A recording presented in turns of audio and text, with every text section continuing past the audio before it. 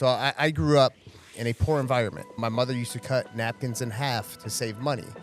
And there was a certain ways that I was living that me personally, I said, I don't want to live this way. My mom was really big into conserving energy and turning off the lights inside of the house, which there's nothing wrong with that, right? But it wasn't the fact of doing something to be eco-friendly. It was so the electric bill wasn't expensive. So at night, we lived in the dark. You only had the light on in the room that you were in. And I told myself, I says, when I grow up, I don't want to live like this. I want to be able to have a financially stable life where if I want to live with all of my lights on at night, I'm going to be able to do that. So that's where from a young age, I said, you know what? I'm going to work hard. My father always told me no one owes you anything. So you know what? Who am I going to complain to if no one owes me anything? You are listening to Mastering the Inner Game podcast with your host, Jarek Tadla.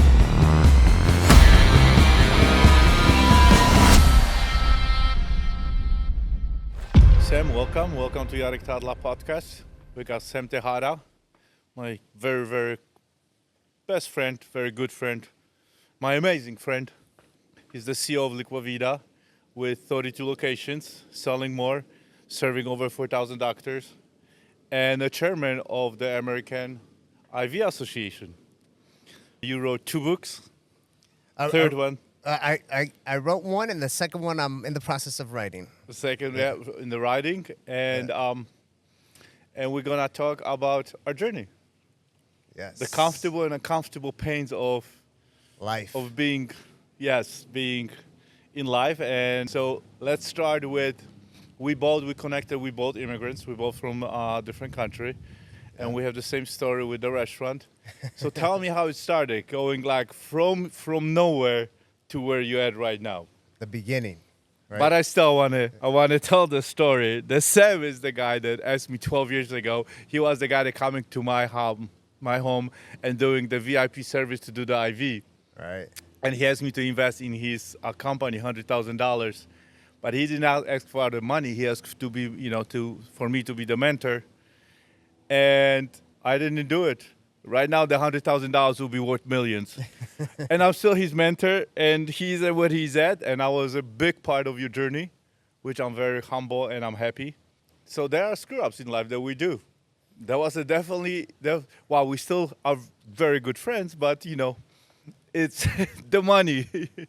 Yeah, So, and you know what? To me, it's not always about the money, and you know that. Exactly. I think I've definitely have gained more value having you as a business mentor and being there throughout that entire journey of when I was the only employee of Liquivida, and you saw me hustling every day, working multiple jobs, right? Still working at the fire department, and coming to your home and, giving you these IVs. Where now, fast forward many, many years later, I got this national company, with hundreds of employees nationwide.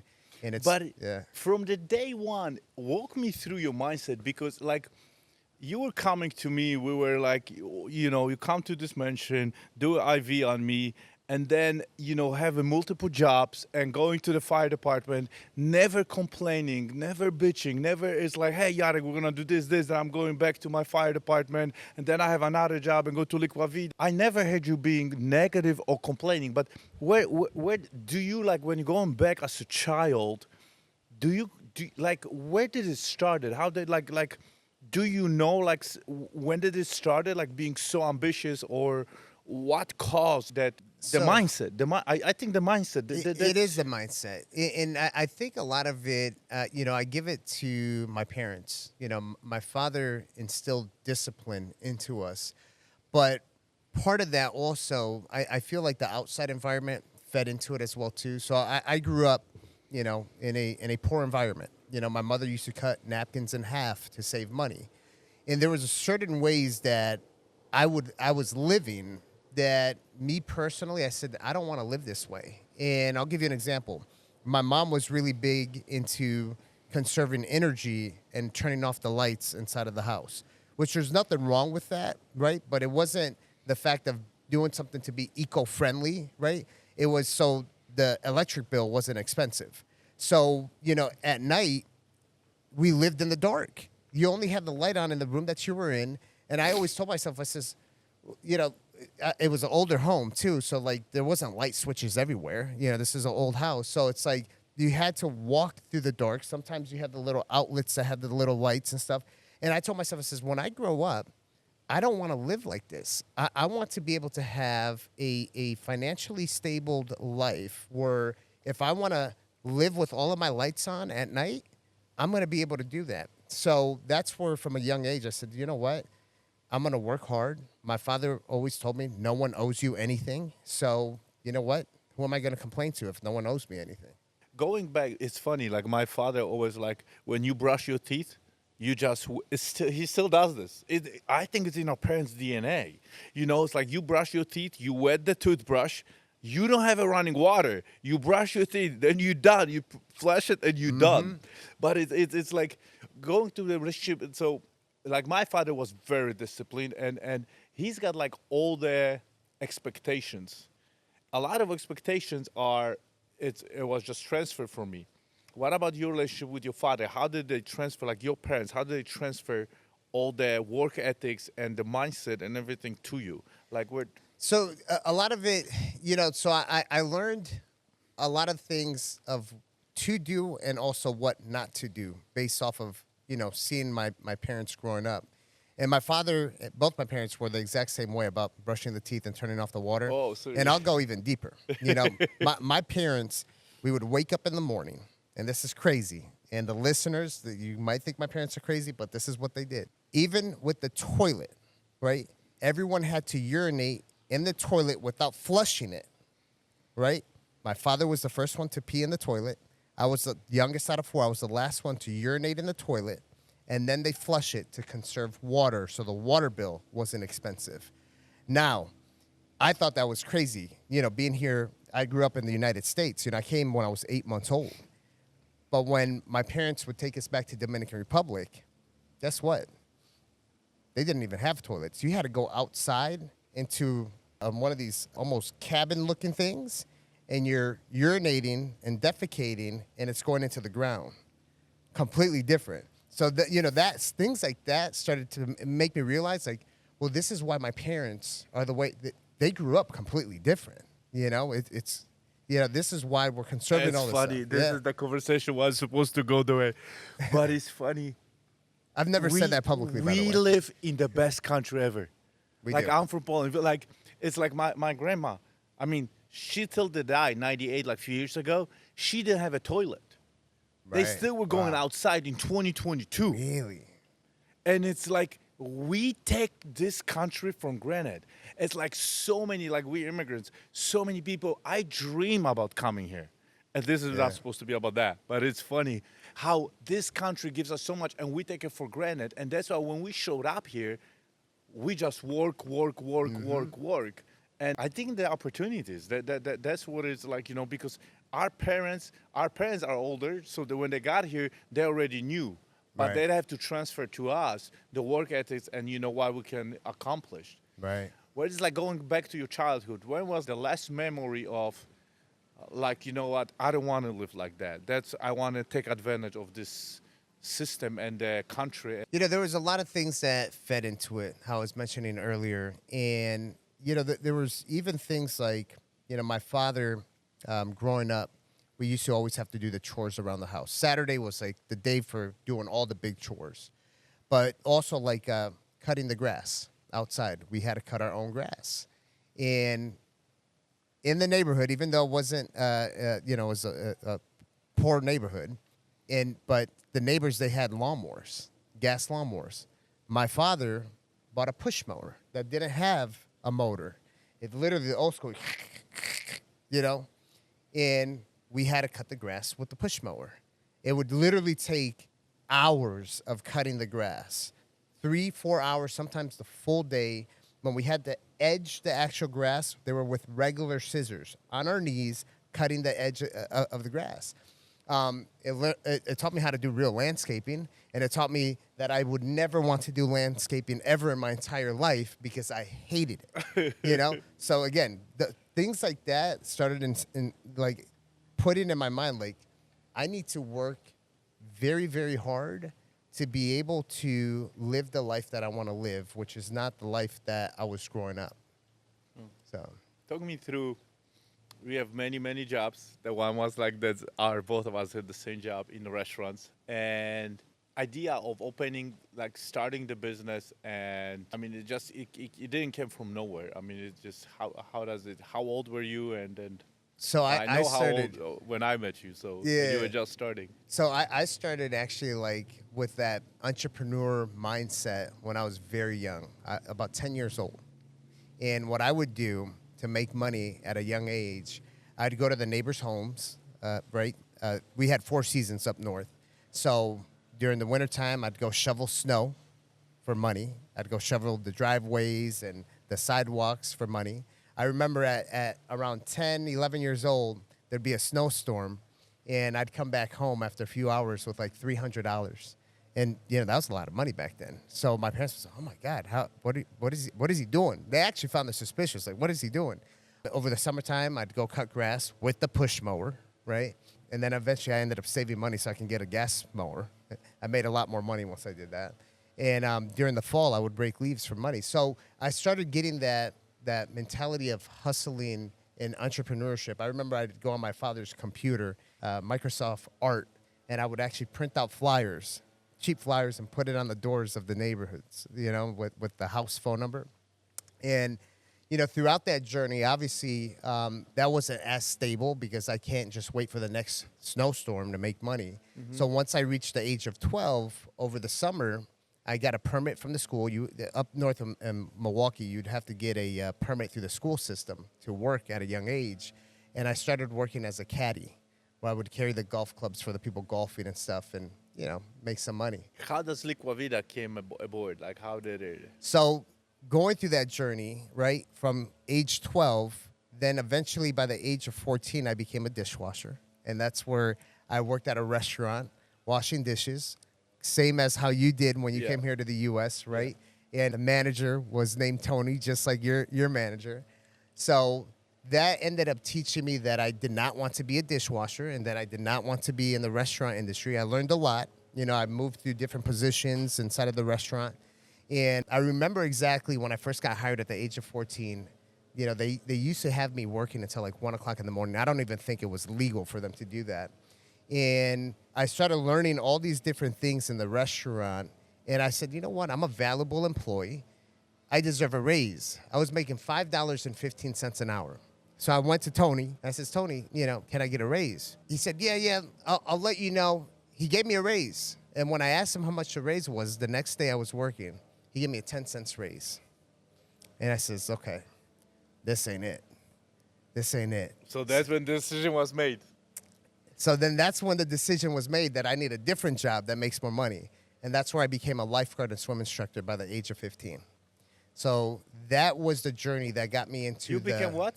A lifeguard and swim instructor. Yep. We both love You're swimming. You're bullshitting me. I mean, there's no way, sir. Yeah. I mean, we did not script the shit. No, we did not script it. Yeah. Wow. Yeah. Wow. So age 15. I'm learning something here. So, I became a lifeguard swim instructor, teaching kids how to swim, and, built up my confidence skills, talking to other Sam, people. I'm not joking. Are you serious? Yeah. I was a swimmer, and then I become lifeguard and swim instructor, because that's what Yeah. So I was a lifeguard swim instructor. I worked for the public school system, indoor pool, and then I ended up working for the YMCA in up north in Milwaukee. And then my senior year in high school, when I moved down to Florida, I transferred from the YMCA there to the YMCA here in Boca Raton as a lifeguard and swim instructor. And I also part-time worked for Ocean Rescue. So did that. And then, obviously, the rest. After I graduated high school, I wanted to stay in emergency, right, rescue, and I became a firefighter paramedic. And then that's where that journey and having that job with the awesome schedule, my paramedic background, I got into the wellness side, doing what I do now with Liquivida, and now Liquivida is what it is today. Yeah, everything connects. Everything wow. In Liquivida, walk me through the hardship, the stuff that because it's been now 14 years journey, 12, 14. 14. It's a little bit officially, like when you came out on board, Liquivida wasn't even a name yet. I know Yeah. that. So Yes, I know. Liquivida, the name, about 10 years, but 10 then years. I but started at that before time, that. Yeah, so it's like about 12 years. So Almost let's 12. say 12 Yeah. years. Yeah. Walk me through how did it, like, when, because you want to give up, like the times that you want to give up and then you didn't give up, and then the hard stuff, like, that's it's supposed to be easier, it wasn't easier, how you walk yourself out of it. You have people through that walk you through how like what, like the word, if I tell you in the last 12 years, give me the worst of the worst, like when did it, like you I said, would like say, you came to your wife or meditating or praying, and you're like, what? yeah, I mean, in the world of business and, succeeding from starting from nothing, because, I started the company with $500 in my back pocket, never took a penny from anybody up till today. And you go through a lot of struggles. You go through struggles with partnerships. You go through struggles with me filing a trademark, right? I had bigger companies not allowing me to trademark the name Liquivida. Went through years of having to pay attorneys and, taking loans out to be able to afford to pay the attorneys. And it's one of those things that you start thinking is like, is it worth it? You start questioning yourself. You start questioning entrepreneurship. But, when you believe in yourself and you have a certain goal and you're determined, you just keep on pushing. You keep on pushing. And for me, it's basically building that mindset. Obviously, you can't do that by yourself. You got to have good mentors. You have to have coaches. You have to listen to things. You have to go to seminars. Those are one of the things that you programmed me with. Like, hey, you got to keep on learning. You got to, you would always tell me, it's like, I go to seminar after seminar after seminar. And now it's more of the books, right? Yeah. Because the information is all in the books. So, yeah, a lot of different struggles. How you deal on daily basis with the self-sabotage, right? Because it's like people think it's easy, and it's like it doesn't matter what level you at, you're still going through the same cycles. You know what I mean? It's like, how do you talk to yourself? Do you use meditation? Because, like, emotionally, mentally, use prayers, meditations. How do you get yourself out of it? How do you get yourself so because we constantly have to be on the course. Right. So, because where the goals are, but how you take yourself out of it, like mentally, like how you train yourself? I think most importantly, people have to recognize that they need to have a support system internally within themselves, understanding that you need to have certain steps that you can reflect on, which meditation's one of them. Prayer is, to me, is number one. Your connection with the higher power, very important, because, at the point in times that you struggle, if you don't have that connection with the higher power, then you start to question the higher power. And that's not something that you should do. You should have that strong connection with the higher power so you can basically communicate when you have those struggles and understand it's okay, right? Obviously taking care of your actual well-being, health-wise, is important. It helps you get through those certain stressors a lot better. And then the outside support system, having people like you, that I can call a business mentor, that when something comes up and my mind is on fire, burning, and trying to figure out an answer, sometimes it's just like reflecting that information with someone else where they make you think about something that you wouldn't have thought about because your mind was so focused on the wrong thing, right? And I actually want to bring up this story really quick. I remember when I got that phone call, where there was an issue with one of the events that I was going to, and it was a Sunday night, and I remember I texted you, and I was just like, man, it's kind of late to text Jarek about this. And I text you, and I says, hey, man, you got a minute? I got to talk to you as my business mentor. He says, I'm always available. So I was like, okay, let's get on a call.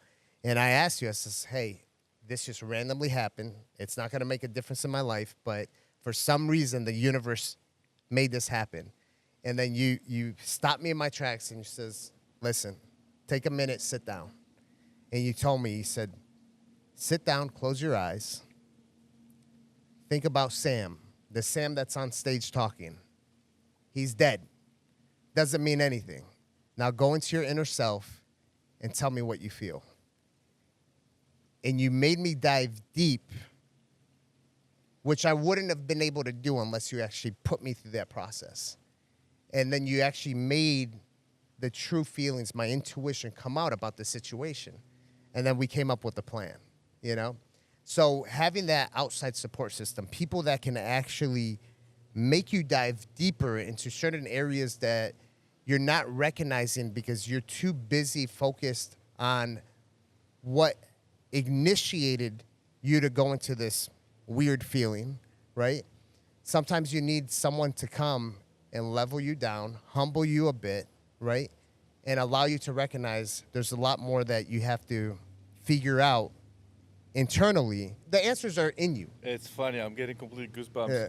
But this is how we have to just take ourselves out of the ego, out of that. It's like what we want to do as a little child. I say, like, I remember the conversation. I was in my parents' house. I remember that. And I remember, like, you know, what little Sammy wants. Like, you know, because we want the society to, because we are reprogrammed and restructured, and our experiences sometimes get us to direction sometimes we don't want to be. And we forget who we are and what we want to be. Right. So, oh my God, that was deep. Who is Sam Tejada? Man, you know, I'm still trying to figure out who Sam Tejada is. I'm going to do it, then I'm going to do But- it again. Who is Sammy? Talk me through, who is Sam? So- Sammy, the 8 years old, the 3 years old, because I talked to little Jarek, the 3-year-old Jarek, 10-year-old Jarek. It's like, you know, when I'm lost, I'm 52 years old, almost 51. When I'm lost and I don't know how to make a decision, and I go to myself, like that's the reason I give you this advice, because that's what I do to myself. Right. Who is little Sammy? Who is like who is little Sammy? What little Sammy wants? So little Sammy was always the guy who wanted to see a smile on everybody's face, right? Little Sammy is the one who didn't want to see people in pain and suffer, right? So little Sammy is the one who grew into bigger Sammy to make sure that he's doing something to give back to the others in need, regardless. And I'm not talking about someone who's, you know, in poverty or whatever. You know, when I'm saying in need, it's a very broad blanket. Someone who needs mental help, like, you know, mentally get across something. Someone who needs some advice. Someone who needs help with their medical, you know, with their health. Someone that needs help during an emergency crisis. And that's why I've always put myself in a position that I can help people in the worst times. That's why I became a firefighter paramedic, you know, to help people in the worst times. Be there and make them know, hey, it's okay. We're going to get through this, and we're going to get through it together. And for me, where I'm at today, like when people say, oh, well, you're successful. No, I'm not. I haven't reached my definition of success. I'm working towards that. Other people from the outside, they'll look at me and say, you're successful. My definition of success is not the same definition of success that someone else has. So for me, it's putting myself in a position of power to be able to help as many people as possible around the globe. That's Sammy. And that's success. It's funny that a lot of successful people that I interview, I talk to, they never talk about money. Their money comes. They have a mission. They have a journey. They want to do something, and usually help others. Right. And that's what it comes. And that's the money just show up. But concentrating on money and calculating everything, it's not gonna work. No. It's, you gotta have the mission, and you gotta have the vision, and you gotta be the visionary, and all the stuff you do. So if you're not successful right now, who would be the Sammy that the 10-year-old Sammy would be proud of, and it's like, let's say you made it. Yeah. So you just I'm proud of you, my older me. So you just kind of hit something when you said about being the visionary, and that truly is who I am. I'm a visionary at heart, and you know, like if you ask me to put all these spreadsheets together and do all this stuff, it ain't gonna happen. I'm not really the guy to execute. I'm the guy with the vision. I don't want anyone to take this the wrong way who's listening to this, but I see the light at the end of the tunnel. Like, I already know how things are supposed to be because I'm the visionary. I have that vision. But sometimes you see the light at the end of the tunnel and you think that's exactly where you're going. And then, boom, the train hits you. It wasn't the light. It was a train that knocked you on your butt. Now you got to get back up and get there. So to answer your question about who the successful Sammy is, the successful Sammy is the individual who puts himself in a position of power to make the difference that the world needs. And what do I mean by that? Is to put myself in a position of power politically, to change legislation, to make certain changes, to give the people what they need, right? Business-wise, health and wellness-wise, obviously that's where my expertise is. So I've always said that we can't sit here and complain about change. If you want change, you have to put yourself in a position of power to make change. If you are in a position of power, you can't go out there and complain, right? It's like, I'll give you an example. It's like the president of the United States going out and protesting, I want change in America. That doesn't make sense. You're the president of the United States. You're in the position of power. You make the change. So me in a position of power, there's no complaining. It's my responsibility to make that change. And that's what I want to do. Be in a position to make the change that's needed. And that, to me, that's the successful Sammy, is being able to do that. How do we sharpen the edge? Like, how do you sharpen the edge if it comes to, because you and I, we talk a lot about mental, physical fitness, emotional fitness, that all of this has to be combined. How do you train yourself, and how do you help your friends, your bubble, your friends, everybody around it, to be always on the edge, sharpen the edge mentally, emotionally, physically, and you in the health industry. And because, like my podcast is a lot about mental strength and emotional fitness and intelligence. And to me, it's very important, the physical health. And like everything we talk about, it's a physical health, mental health, emotional health, financial health, spiritual health, relationship health. It's like all this stuff.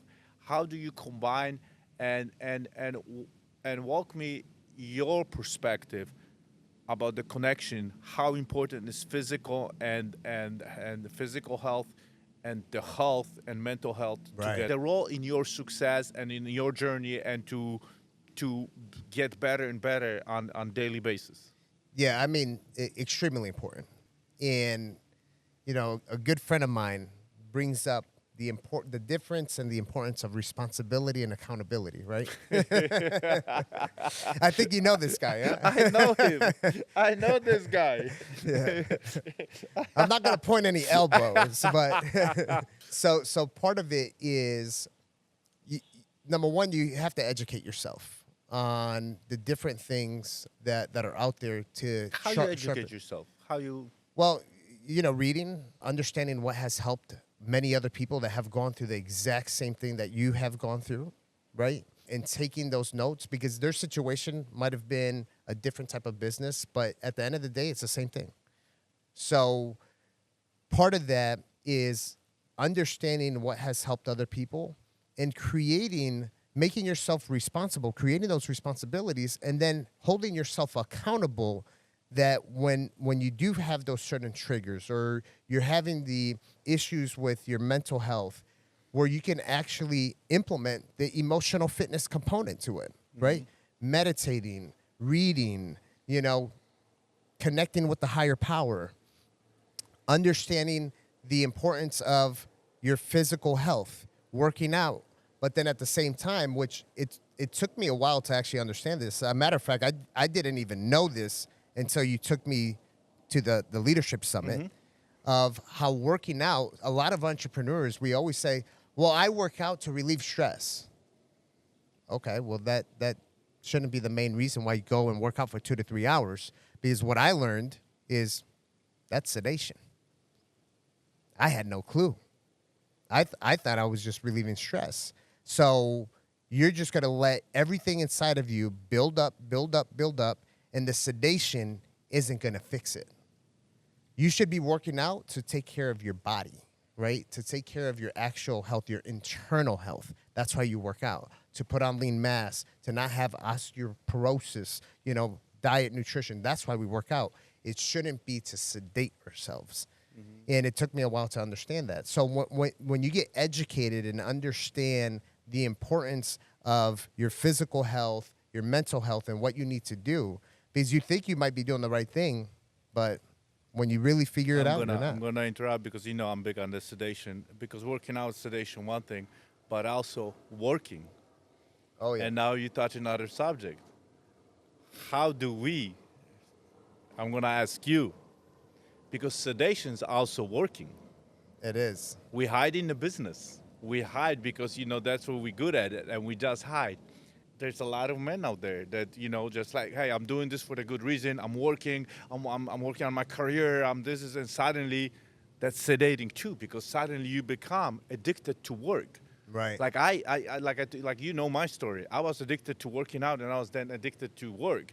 Okay, thank God I was successful, but how do you? Let's go back to the sedation. How do you work that you just stay present? And because being present is the most important. Present at the moment. Yeah. You know what I mean? Yeah. Because right now we can do the podcast right now and we're talking about it, and I can be already somewhere else. I have another deal. I really have a $120 million deal right now. I can think about that. I cannot be here. Right. I can be mentally be somewhere else. How do you?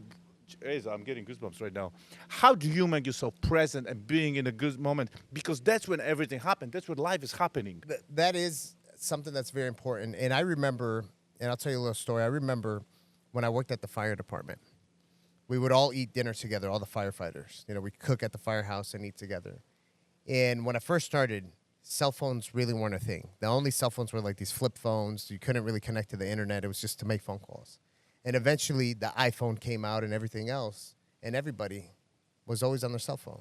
So now dinner time became, people weren't even talking.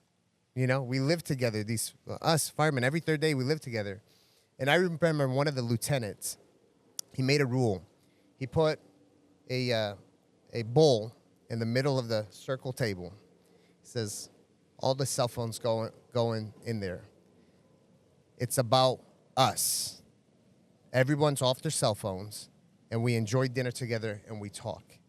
And that made me realize that being in the moment, especially with the people that you're with, is extremely important. And now, like, when I go out to dinner meetings, lunch meetings, I take my phone, I flip it over, and leave it on the table, and I don't touch it. Sometimes, there's some things that have to happen or whatever, and we pick up our phone and excuse ourselves.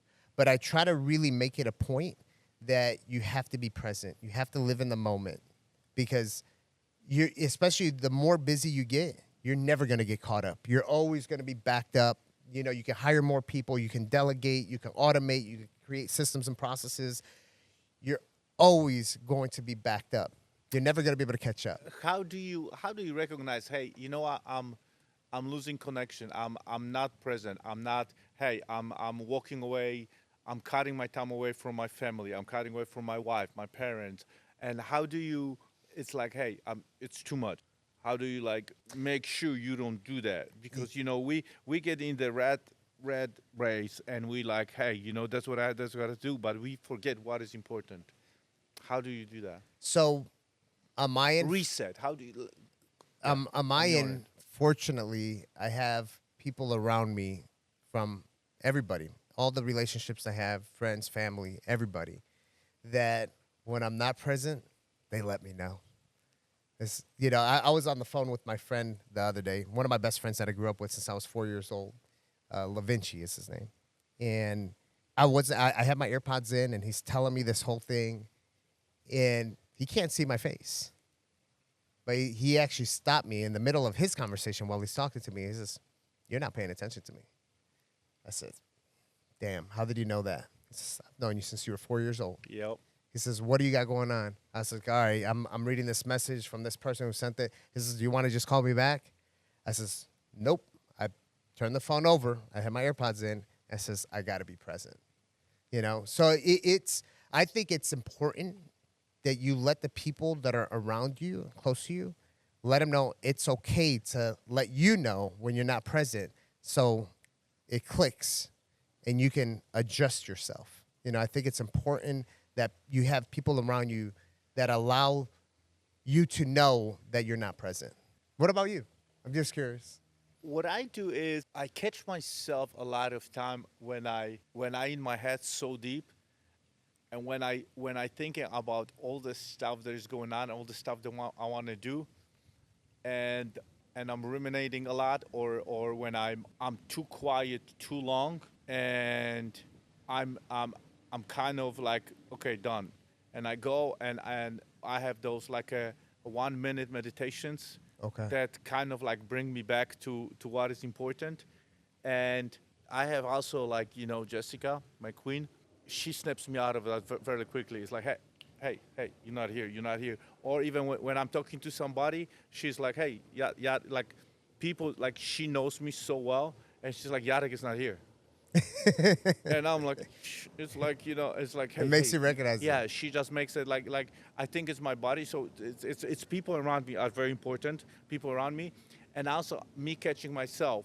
But for me, mostly is that really like a 1 minute like meditation. Like, okay, I'm just going too much with this because it's not Right. changing, and I'm just kind of like I'm not doing any service to anybody right now.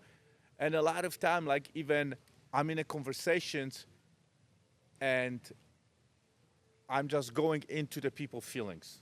So like, like we are sitting right here. So just kind of like I'm going in. So I'm actually with you versus somewhere else. Like Right.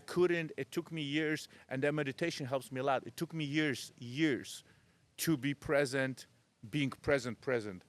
I have a huge ADHD. Like you could not sit me for an hour. This is like, you know what I mean? Yeah. This is a train. You trained yourself. I mean, this I have to train That's awesome, myself, man. because I would have to be walking. I would have to move. I still have my hands going on. For me, it's really the meditation and really breaking the patterns. Like, when I'm thinking about something too long, I'm kind of like catching myself. Yeah. You know what I mean? So that's Awesome. and for me, physical activities and thinking about people that are important to me, and if I'm spending time with them or not. And I think that's mostly like, how much time I spend. Let's say if I spend like, let's say 6 hours today on a business, then, and it's not moral hangover. It's like, how much did I spend on thinking about my kids? How much I spent thinking about my parents? How much, you know what I mean? And then I go back, and when it's kind of resetting what is important. So I do my daily routines, like, resetting what is important. Right. Versus, because we get caught up at work all the time. Yeah. I went back to work again. I know I retire many times, but I went back. I went back to work again. So it's not work. I don't call my. You enjoy it. Yeah, it's my mission. Yeah. So sometimes, you have to know what the purpose is, what the mission is. Yeah. But you also got to know, what the people around are, how important they are. Yeah. And really resetting the phone. And now I learn, like, resetting myself throughout the day. Right. I do it throughout the day, when I did not do it throughout the month. Wow. So I do it throughout the day. That's definitely important. You know what I mean? Yeah. When we started the podcast, there was a lawn blowing. Like, they were like, are you kidding me? We just started the podcast, and this guy just started doing the mowing. You know what I mean? And then you just ask the question. So I have to get out of this sound and go back to my And just focus, so what right? happened is Yeah. I just went like completely to you and being present, like what are we doing, what are we talking about, and stuff like that. How do you do it in the meetings? Like, how do you motivate people, and how do you, like, do you have any like a routines with the meetings when you do like when you go to your Yeah, I always try to be, especially being, the president and founder of the organization as the CEO, right, is always being the positive light. I don't like to be like that negative guy who goes in there and, just want to bring the ruler and slap everybody with the ruler, like, because that's not going to motivate anybody. So, I try to always go in there with a positive mindset. And if it's something that I have to be very direct and firm with the team about, I want to make sure that I always end off on a positive note. with a smile on everybody's face and, things that are going to motivate people. Most of the time, when you start having those negative thoughts or you're pissed at the world, you're not in control. Sometimes things just happen and they happen for a reason. Like when you were talking about, the landscaping people with the blower and stuff, the amount of times that has happened to me where I get on a Zoom call at my house, right? And all of a sudden, it's the day that my landscaping people decide to come at that exact same time for that Zoom call, and you hear it through the windows. I just have to take a step back and just say, it is what it is. It's a perfect example. The guy, like the lawnmower, okay? I have to go to the moment. I'm so grateful to have you guys, have the filming crew, have those camera, be here. I'm like so grateful. And it's like, Jarek, shut the fuck up. It's like, are you seriously? Are you complaining about the lawnmower? But I just like, we want everything. I'm getting goosebumps right now. I'm sorry, I'm getting excited. We want everything to be so perfect. It never is going to happen. But Right. it's how we react to things. That's how you react. That's how to we it. react to things. And what happens is when you react in the right way, and then you have people around you, and then everybody, the whole team, everybody go with you. Yeah. You know what I mean? And I've been saying this for life. It is what it is. No, it is what we accept. And we cannot accept something that is below our standards. Yeah, that's true. There's Right. no way. It's Yeah. like, you know what? I'm sorry. I'm gonna say I'm not gonna stop cursing. Fuck that shit. No, it's like it's not up to my standards. I don't approve it. I'm not okay with that, and that's what we're doing. Right. You know what I Right. mean? And at this moment, what you asked me also, it's being grateful. Yeah, I think being grateful is important. And to kind of rephrase, there's certain things in life that you're just not in control of. So Exactly. if you allow yourself to eat your own self up inside, it's going to make the situation worse. Yes. So, and you know what? There are situations that you're in control of. Landscaper guys out there, if I'm the one paying them, I could tell them to stop. But then at the same time, I got to recognize that person's, all he's doing is working and trying to get his routes done. So if I tell him to stop, it might affect, his life. So, for me, it's like when I'm with my team at my corporate office and something went negative, something went wrong. If me as the leader of the organization allows the negativity to be amplified, then everyone else is going to be vibrating at that frequency and getting upset the way I am, and I can't have my team react that way. We So- talk about it today. Yeah. The energy, the frequency that we are, we Yes. can even attract or we push people away. Right. So for me, it's making sure that I don't get so deep into that negative mindset when I'm beating myself up, where eventually other people turn into that negative mindset also, because then now to try to clean that mess up becomes even worse. Yeah. And it's a trickle effect, like a domino effect. It It's is. like then everybody's having a bad day. Exactly. So it's something that, till this day I'm learning how to navigate through it. And I don't think at any point in time I'm going to be perfect. Because new scenarios, new events, new issues are always going to present themselves.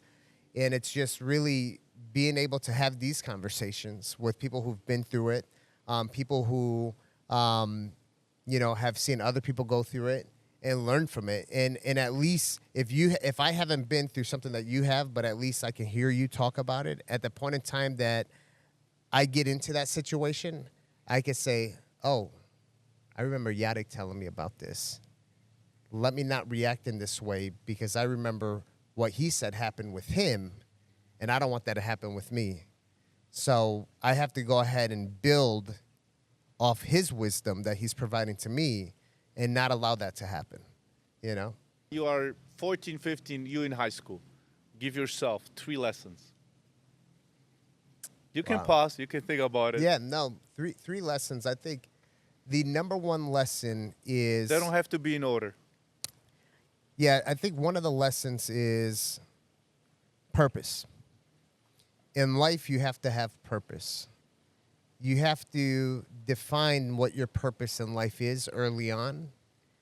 And part of that purpose is defining what your definition of success is.